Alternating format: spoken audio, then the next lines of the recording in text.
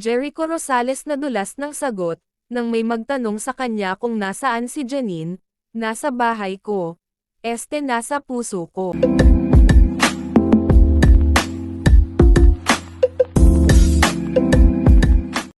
Isang nakakakilig na eksena ang naganap nang nadulas si Jericho Rosales at biglang nasabi ang mga salitang, "Janine is in my house." Agad itong umani ng matinding reaksyon mula sa kanilang mga tagahanga. Sa social media, hindi mapigil ang kilig at excitement ng mga netizens. Marami ang nagkomento na masaya sila para kina Jericho at Janine. Ang simpleng pagkadulas ay naging trending topic at pinag-usapan ng todo.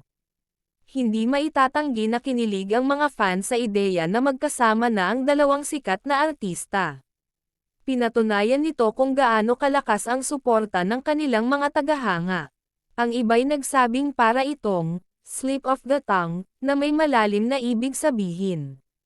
Dahil dito, lalong dumami ang naghihintay sa mga susunod na kaganapan sa kanilang dalawa. Sa huli, isang malaking kilig moment ang idinulot ng simpleng linyang binitiwan ni Jericho.